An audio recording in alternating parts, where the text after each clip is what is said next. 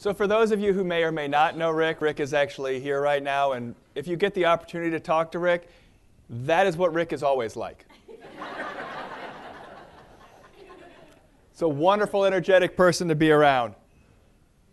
So again, without professional development, we're failing the program and we're failing our students.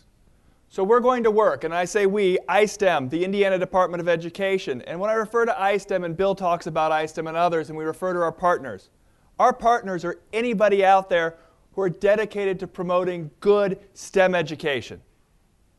Okay? We don't care if your university is officially under agreement with us, or an MOU, or you're from another institution. We want you involved. If you're from business or industry, if you're from Hasty, which is our teachers' science group that's having their conference coming up the next 2 days. If you don't ever get the opportunity to go there, I highly recommend it. It's a wonderful experience. If you're involved in the science fair with CEFI, these are all people we want involved in working together, and we have representation from all of them here. We want to get them all together and look at the updated science standards.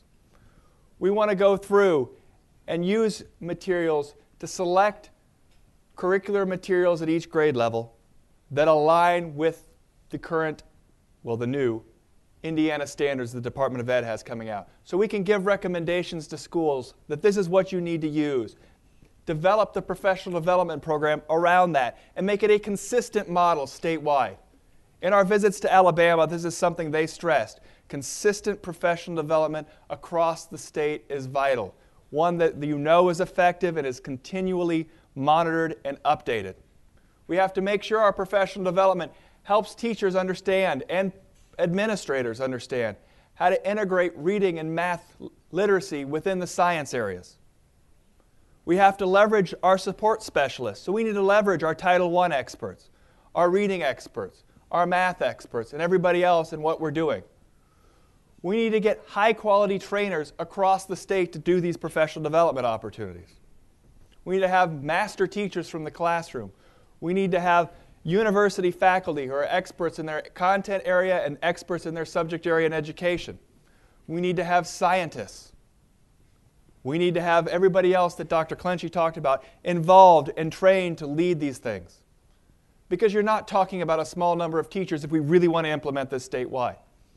Our goal is to implement a pilot program in the summer of 2010. Jenny talked about wanting to find schools or districts that are interested in piloting this. The goal would be to get our trainers ready on a consistent level in June and start training the teachers in July so that when school comes around in August, sorry, I was going to make a crack about legislation that's currently in there.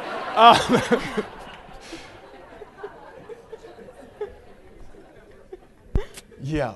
So when school comes around, our teachers are prepared to start implementing this and making an integrated classroom. And we want to make sure that our training are done at regional and local levels. If you see can you go back, sorry, for 1 second. If you see the map, if you haven't seen it, that's a map of our educational service centers. This is something that most schools are very familiar with, and this is why we want to use that. Our educational service centers are in contact with most of their schools, and that's really important. It's something people can understand, and an area and a system that's really well understood by K-12 education and hopefully higher ed as well. Thanks. We want to recommend, as we do professional development, especially initially, that we're not training every teacher. That if you have 2 first-grade teachers at a school, one of them is the one who's gone through the training for science. That they're the experts initially and do that training. There are a couple of different reasons. One, it does bring them together to help everybody integrate because they're working with their other teachers and you can make sure all subject levels are integrated. 2, it greatly reduces the initial cost for getting it implemented. I think the goal would eventually be to get everyone trained if we needed to so they understand it more. But that's going to come down the line. We want lead teachers identified in each school that are very passionate about science, that are people that the other teachers can go to if they're looking for help or for more information. We also want to make sure they're experts in their region from university and business and industry that are there to help provide support. We want to establish a standardized train-the-trainer process, again, so we have these expert teachers, retired teachers, consultants, and university faculty out there providing consistent professional development to teachers over time. We want then, as we talked about, to be able to assess the overall program. We want to know our students' success not to judge our teachers, but to judge our trainers. Are we providing them the professional development they need to implement this program successfully? Are we able to watch student growth, as Dr. Clenchey has done, longitudinally? He's tracked his students for 14 years, and that's really, really, really important. We need to look at other pieces of data. How is our attendance in our school doing when students are doing science? We only have anecdotal evidence right now, but students don't like to miss science days in districts that are doing inquiry-based science. They'll come in sick, they'll complain, they'll go out of their way to be in their science classroom.